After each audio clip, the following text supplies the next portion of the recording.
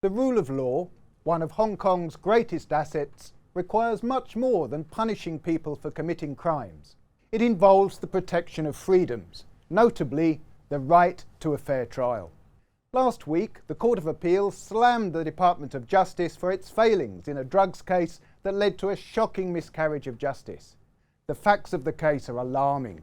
Ma Ka-kin, a young noodle shop worker, was jailed for 23 years in 2019 for attempting to traffic more than 1 kilogram of cocaine. The prosecution pursued the case despite the judge at the trial, Andrew Chan, expressing grave concerns about the case and in the face of evidence suggesting Ma had been duped by a colleague. The 3 appeal court judges said the case did not reflect well on the legal profession or system. They levelled strong criticism at the prosecution and raised troubling questions. Ma had agreed to allow his colleague, Hung Chi-him, to use his address for the receipt of a parcel. The package was intercepted by customs officers and found to contain the cocaine. When interviewed, Ma effectively said he had been tricked by Hung. Officers searched his colleague's home where they found more cocaine. The 2 men were jointly charged. The case then took a sinister turn. Ma accepted advice from a legal team paid for by Hung or his associates. One advisor was a law clerk with a string of convictions, including rape and robbery. Ma was persuaded to take sole responsibility.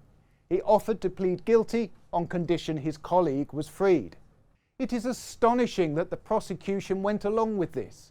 The appeal judges said the willingness to accept a guilty plea while allowing someone more culpable to go free was an unattractive feature of the case that does not reflect well on our prosecutorial system.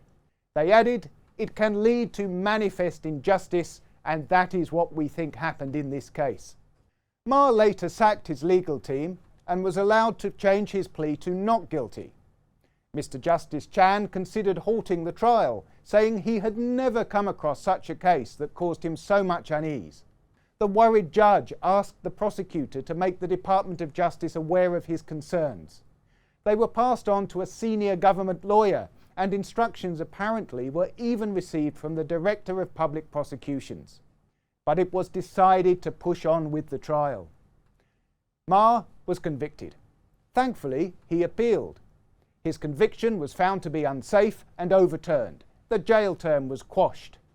Undeterred, the prosecution applied for a new trial. This was rejected and described by the Court of Appeal as an extraordinary and disappointing application.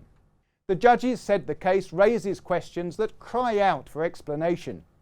How did a clerk with a criminal record get a job with a law firm? Why did the prosecution drop the case against Hung rather than accept Ma's offer to give evidence against his colleague? Has there been any investigation into the law firm involved? Who in the Department of Justice was informed of the trial judge's concerns, and were they properly considered? These questions must be answered. The credibility of Hong Kong's legal system is at stake.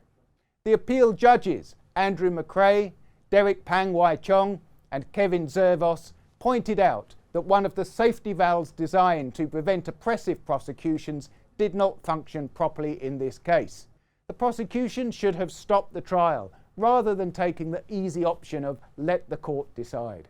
Too often, it seems, the Department of Justice adopts a win-at-all-cost mentality, taking every point, appealing every defeat, and stopping at nothing to secure a conviction.